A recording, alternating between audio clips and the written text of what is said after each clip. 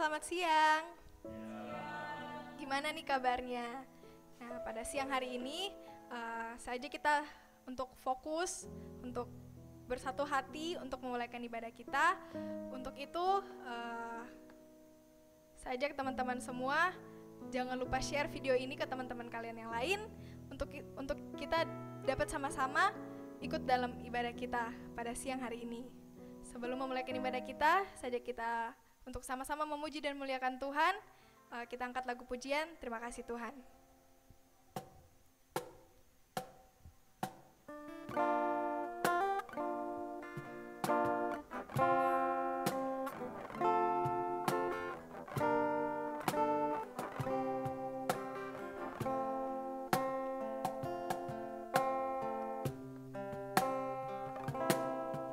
Terima kasih Tuhan untuk kasih setiamu yang ku alami dalam hidupku.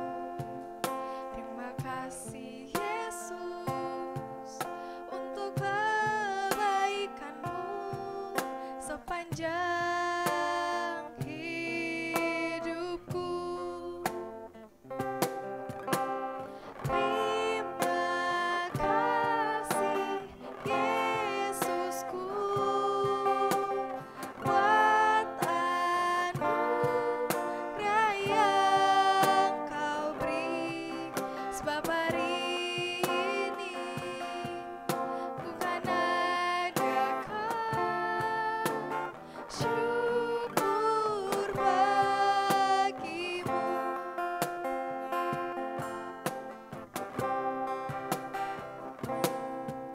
Terima kasih Tuhan untuk kasih setiamu yang ku alami dalam hidupku. Terima kasih Yesus untuk kebaikanmu sepanjang hidupku. Terima kasih Yesusku buat anugerah yang Kau beri, sebab hari ini Tuhan adakan syukur bagimu. Terima kasih Yesusku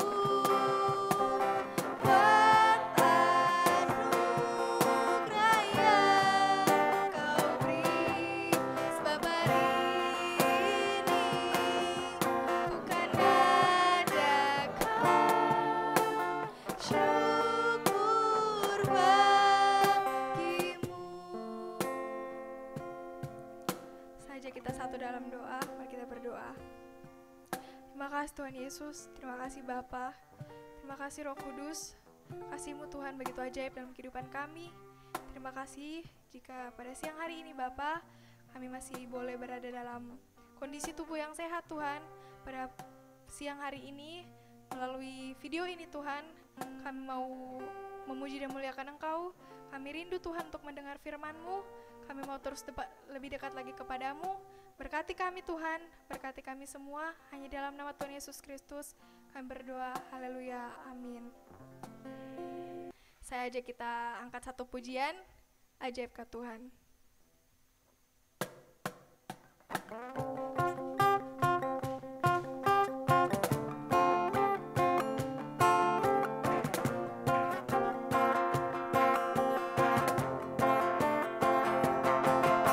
Tak terbayang kebesaran-Mu dan tak terbanding kekuatan-Mu Tuhan.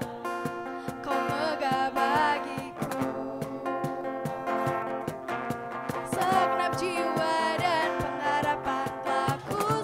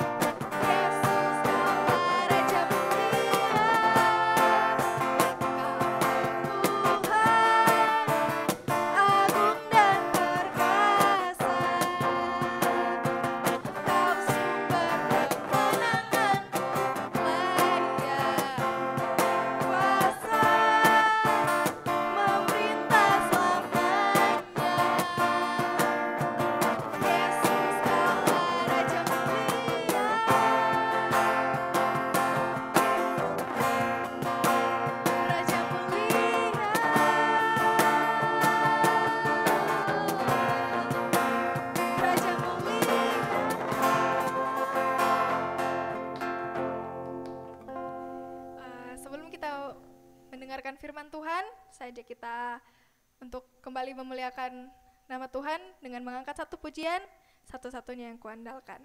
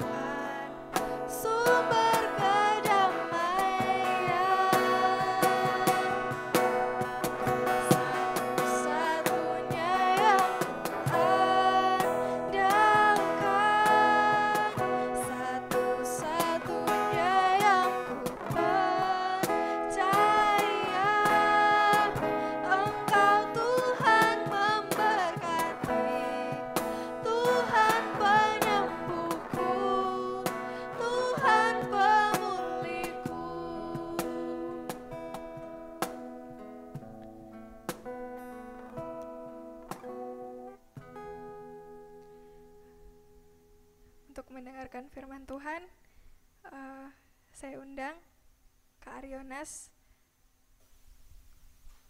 Shalom, selamat siang untuk saudara-saudariku yang terkasih di dalam nama Tuhan kita Yesus Kristus.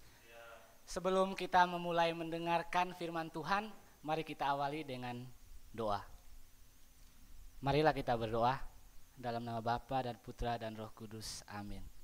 Terima kasih Tuhan atas segala kasih dan karunia yang boleh kami nikmati sampai saat ini. Kami sangat bersyukur dengan segala kondisi apapun kami masih bisa berkumpul di tempat ini untuk melaksanakan ibadah meskipun secara online. Kami yakin Tuhan, apapun rintangannya, apapun tantangannya, Engkau pasti akan memberikan jalan keluarnya. Dan pada siang hari ini, izinkanlah hamba-Mu ini membawakan firman. Kiranya apa yang bisa hamba ini bagikan kepada saudara-saudariku yang di luar sana bisa berguna bagi mereka. Akhirnya ya Tuhan, doa ini kami persembahkan lewat perantaraan Kristus Tuhan dan pengantara kami. Amin. Oke, sekali lagi shalom, selamat siang untuk kita semua. Sungguh luar biasa pada siang hari ini kita dipersatukan kembali di dalam ibadah online yang diselenggarakan oleh Ikatan Keluarga Nasrani Amikom. Dan pada kesempatan ini izinkan saya untuk menyapa salam hormat dan salam rindu saya bagi teman-teman sekalian di luar sana, bagi kakak-kakak, adik, bapak, mama, yang mungkin teman-teman saya juga masih stay di kos, di rumah, ataupun sekarang bersama dengan bapak mama, kakak adik, keluarga, kita berkumpul bersama-sama mengikuti ibadah online ini secara bersama-sama. Dan saya juga ingin memberitahukan kepada kita semua supaya kita tetap mengikuti apa yang menjadi anjuran pemerintah tentang protokol kesehatan COVID-19. Jadi semoga kita semua tetap dilindungi, dijauhkan dari segala mara bahaya, dan kita semua tetap dalam genggaman Tuhan. Hari ini sangat luar biasa, kita mengambil suatu tema yang begitu dahsyat, yang saya rasa tema ini mempunyai makna yang paling dalam, yaitu mature and stronger, dewasa dan kuat. Are we mature and stronger? Nobody knows. And then, do we have to be mature and strong? Why not? Mari kita buka kitab Yesaya bab 40 ayat 31. Tetapi orang-orang yang menanti-nantikan Tuhan mendapat kekuatan baru. Mereka seumpama Raja Wali yang naik terbang dengan kekuatan sayapnya. Mereka berlari dan tidak menjadi lesu. Mereka berjalan dan tidak menjadi lelah. Firman yang begitu dahsyat ini akan kita renungkan secara bersama-sama. Jadi saya juga mengajak teman-teman untuk mendengarkan dengan baik makna dari firman dari kitab Yesaya bab 40 ayat 31 ini. Dalam firman ini Tuhan ingin menegaskan kepada kita bahwa satu-satunya sumber kekuatan kita, bahwa satu-satunya sumber kebahagiaan kita, sumber jalan kebenaran kita ialah Yesus Kristus yang kita sembah dan kita puji setiap hari. Pada kesempatan yang sangat berharga ini, begitu banyak hal yang perlu kita sampaikan, begitu banyak poin penting yang bisa diambil dari ayat Yesaya 40 ayat 31 ini. Di sini Tuhan ingin memberitahukan kepada kita bahwa kita seumpama dengan Raja Wali yang naik terbang setinggi-tingginya. Kita ketahui bahwa Raja Wali adalah burung yang sangat kuat di antara bangsa unggas. Dia adalah burung yang mempunyai kekuatan yang sangat tinggi. Dia kalau terbang, dia pasti terbangnya paling tinggi di antara burung-burung lain. Kita juga perlu menyadari bahwa meskipun seekor Raja Wali dia adalah seekor hewan, tapi dia menyadari bahwa semakin tinggi dia terbang, maka semakin besar risiko yang akan dia ambil. Sesewaktu bisa saja badai yang besar akan menghempas sayapnya hingga dia terjatuh dan terhempas di tanah, dan selanjutnya dia mati. Kita diumpamakan seperti seekor Raja Wali itu. Nah, bagaimana kalau kita menganalogikannya kepada kita, umat manusia?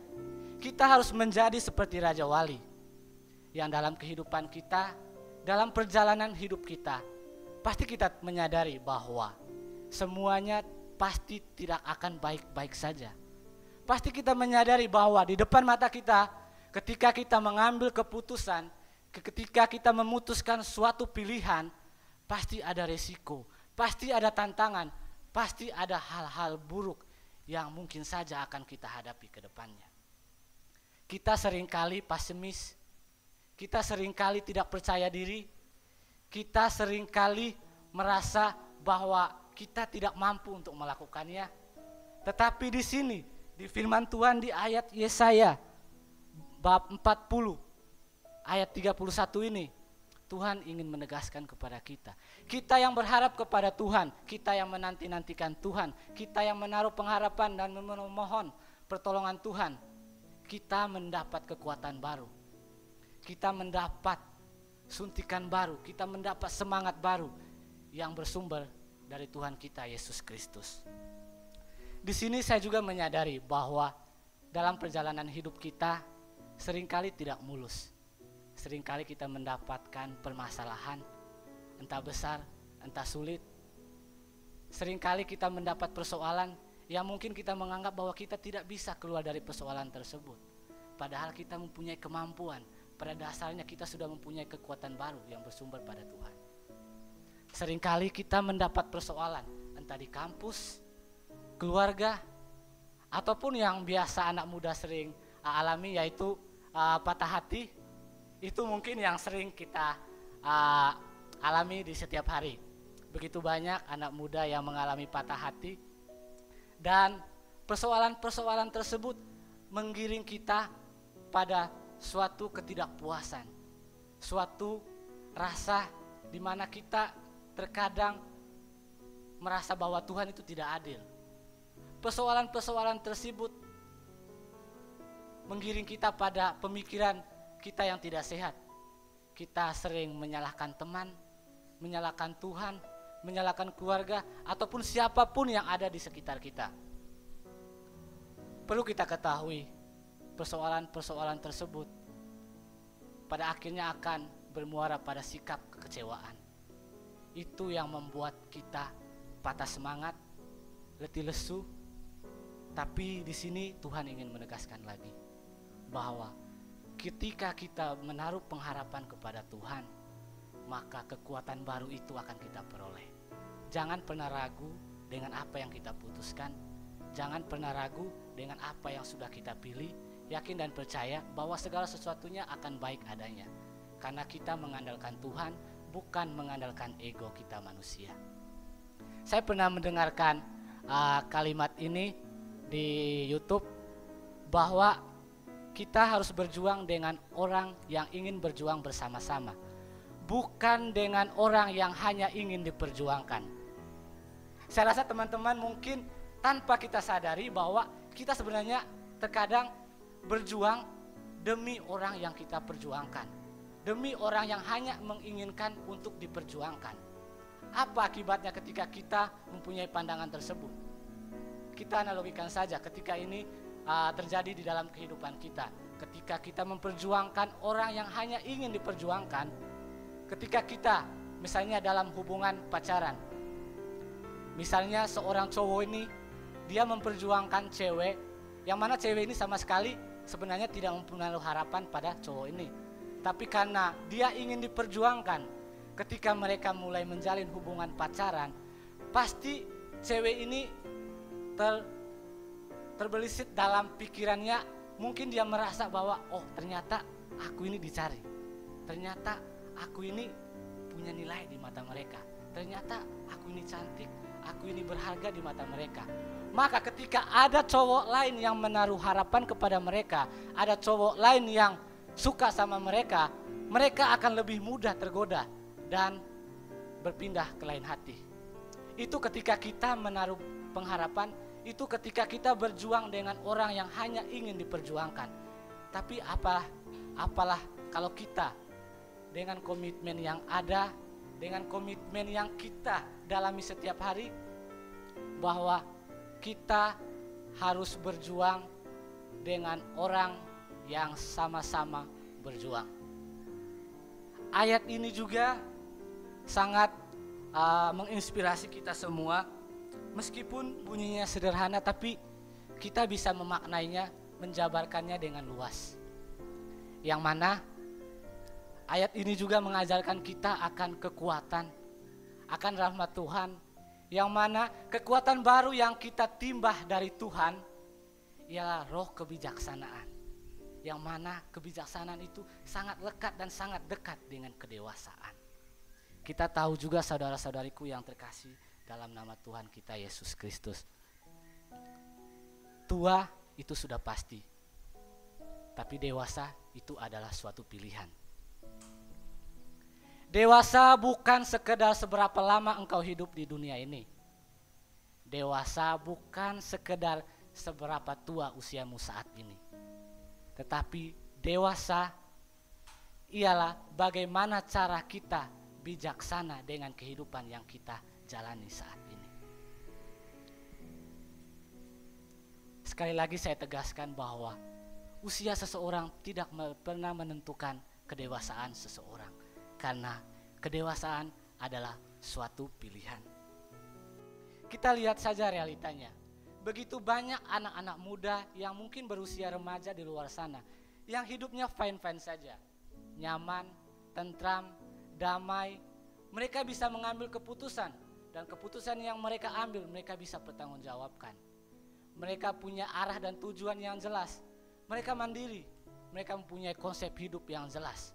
Ketimbang juga di luar sana begitu banyak orang yang usianya jauh lebih tua dari kita, tapi mereka hidupnya penuh dengan kegelisahan, penuh dengan kecemasan. Ketika ada persoalan yang menghampiri mereka, mereka cepat putus asa. Mereka tidak pernah mengakui bahwa kesalahan itu mereka yang buat, tapi mereka sering menyalahkan orang lain, menyalahkan semua orang yang ada di sekitar mereka. Bahkan mereka sering menyalahkan Tuhan, bahwa Tuhan tidak adil atas hidup mereka. Orang-orang seperti ini adalah orang-orang yang hidup bukan karena roh, tapi hidup karena daging. Mereka hanya mengandalkan ego dalam diri, bukan berkat Tuhan yang mereka andalkan. Kekuatan Tuhan yang pada awalnya sudah diberikan kepada kita, mereka tidak pergunakan. Mereka tidak sadar bahwa kekuatan itu sudah tumbuh dan berkembang di dalam diri kita. Tetapi karena keegoannya, karena keinginan dagingnya, keegoan itulah yang paling ditonjolkan, bukan kehidupan berdasarkan roh. Saudara-saudariku yang terkasih di dalam Tuhan, di sini saya lagi menegaskan bahwa dewasa atau bijaksana itu bukan ditentukan oleh usia. Orang-orang seperti yang kita jelaskan tadi itu adalah orang-orang yang ketika mempunyai persoalan, permasalahan, pasti mereka di media sosial akan mengumbar-umbarkannya. Pasti mereka akan menunjukkan bahwa mereka itu punya masalah. Entah hanya ingin supaya direspon orang, atau memang itu bisa menghilangkan rasa penat dalam diri mereka.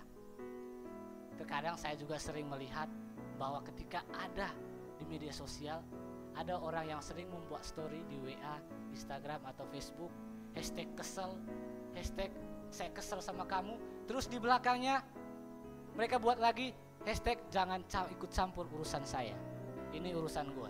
Itu adalah orang-orang yang sebenarnya membutuhkan bantuan kita, orang-orang yang sebenarnya membutuhkan pertolongan dan peneguhan dari kita. Tetapi sebelum kita masuk, dia sudah menutup dirinya. Kenapa dia menutup dirinya? Karena dia menganggap dirinya yang paling benar, dirinya yang paling berkuasa. Tuhan tidak ada artinya bagi mereka. Orang-orang seperti ini perlu kita selamatkan, perlu kita arahkan pada lorong yang terang, perlu kita arahkan mereka ke jalan Tuhan yang benar. Dan di sini juga kita harus mampu menjadi pribadi yang utuh di hadapan Tuhan. Kita buka Efesus 4:23 sampai 24. Supaya kamu dibaharui dalam roh dan pikiranmu, dan mengenakan manusia baru yang telah diciptakan menurut kehendak Allah di dalam kebenaran. Ayat ini ingin menegaskan kepada kita bahwa pada mulanya kita hanya sebagai hamba di hadapan Tuhan. Tetapi teman-teman, saudara-saudariku yang terkasih di dalam Tuhan kita Yesus Kristus, sekarang kita bukan hanya sekedar hamba, kita menjadi anak-anak Tuhan yang dikuduskan oleh Tuhan sendiri. Kita harus menjadi dewasa, kita harus mengandalkan Tuhan, mengandalkan roh Tuhan, bukan atas keinginan daging. Menjadi dewasa itu memang butuh proses. Menjadi kuat kadang membutuhkan perjuangan. Tapi lama dan tidak lamanya proses itu, lama dan tidak lamanya perjuangan itu, lama dan tidak lamanya usaha kita itu semua tergantung usaha dari kita sendiri. Kita tidak bisa mempersoalkan orang lain, kita tidak bisa mempersalahkan orang lain. Itu semua kembali ke diri kita, seberapa besar usaha yang kita perjuangkan. Saudara-saudariku yang terkasih di dalam Tuhan, marilah kita berdamai dengan diri kita sendiri. marilah kita menghargai segala kekurangan ataupun kelebihan yang ada dalam diri kita sendiri. Kita juga harus menghargai kekurangan dan kelebihan yang ada dalam diri seseorang. Jangan pernah menjadikan kekurangan dalam diri itu adalah sebagai alasan untuk kita tidak berjuang. Tapi jadikanlah itu sebagai semangat kita untuk lebih berjuang lebih baik lagi. Hidup memang menjadi tanggung jawab pribadi, bukan sekedar ucapan lisan. Menjadi tua itu sudah pasti, tapi menjadi dewasa itu adalah suatu pilihan. Mari kita angkat satu lagu pujian, Pertolonganmu.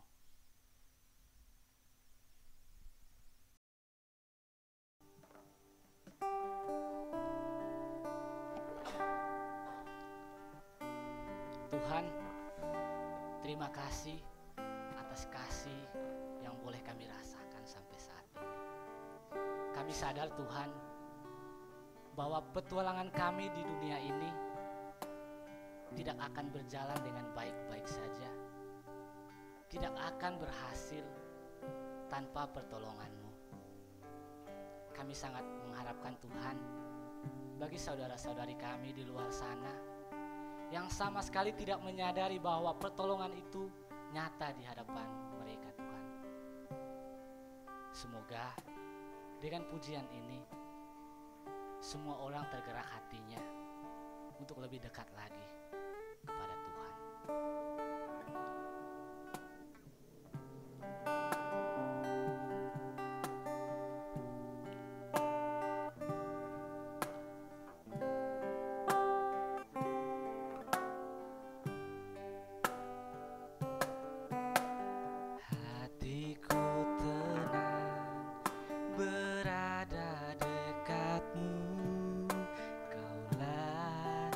Jawaban hidupku,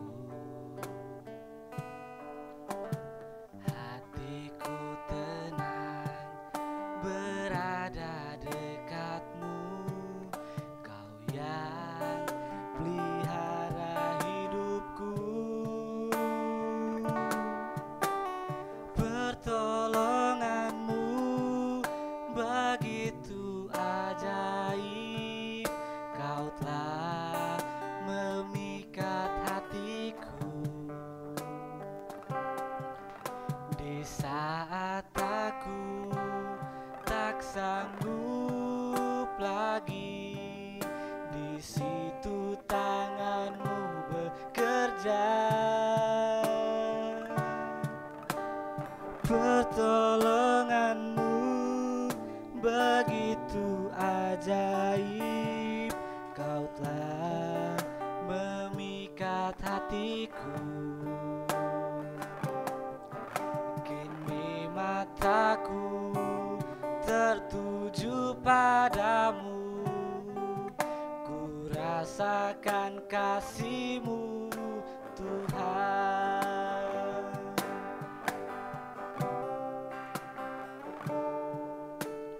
Hatiku tenang berada dekatmu, Kaulah jawaban hidupku. Hatiku tenang berada dekatmu, Kau yang pelihara hidupku. Pertolonganmu begitu ajaib, Kau telah memikat hatiku. Di saat aku tak sanggup lagi, di situ tangan-Mu bekerja. Pertolonganmu begitu ajaib, Kau telah memikat hatiku. Kini mataku tertuju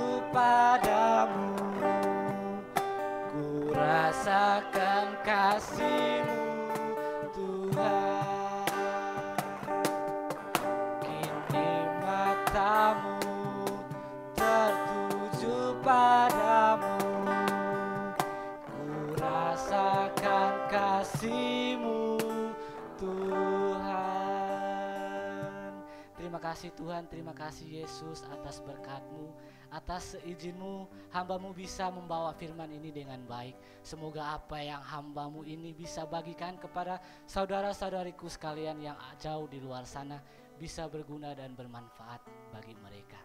Akhirnya ya Tuhan, izinkanlah kami menerapkan kehidupan yang baik sesuai dengan apa yang Engkau kehendaki. Izinkanlah kami menggunakan kemampuan baru yang Engkau berikan kepada kami dalam menjalankan kehidupan ini. Dan bantulah kami Tuhan, karena ya kami yakin kalau kami sendiri kami rapuh Tuhan, dan bersama-Mu kami bisa menjalani roda kehidupan kami selanjutnya. Pada kesempatan ini Tuhan, kami berdoa bagi bangsa dan negara kami. Tuhan, Engkau sendiri yang mengetahui segala persoalan, segala situasi dan kondisi yang bangsa dan negara kami alami saat ini. Terutama masa-masa pandemi ini, kami dituntut untuk hidup di era yang baru atau new normal. Kami dituntut untuk membiasakan kebiasaan yang sebenarnya belum pernah kami lakukan. Tapi kami yakin dan percaya Tuhan bahwa hari demi hari kami pasti bisa menyesuaikan apa yang menjadi tuntutan dari bangsa dan negara kami. Tuhan, kami juga mohon Tuhan berkatilah pemimpin di bangsa dan negara kami. Semoga mereka bisa mengambil keputusan di tengah pandemi ini dengan baik. Semoga kesejahteraan masyarakat itu menjadi poin utama yang masih mereka pikirkan. Semoga tidak ada yang terbengkelai, tidak ada yang merasa terlalu berat untuk menghadapi persoalan ini. Semoga dan bangsa dan negara kami bisa mengatasinya itu dengan baik. Kami juga berdoa bagi Ikatan Keluarga Nasrani Amikom yang sering kami sebut IKNA, yang mana di situasi seperti ini kami masih menjalankan pelayanan kami, yaitu ibadah meskipun secara online. Tuhan, berkatilah IKNA, berkatilah elemen-elemen yang ada di dalamnya, baik pengurus, anggota aktif, alumni, pembina, ataupun siapapun di luar sana yang berkontribusi terhadap IKNA Tuhan. Kami yakin dan percaya Tuhan, Engkau memakai IKNA untuk pelayanan kami.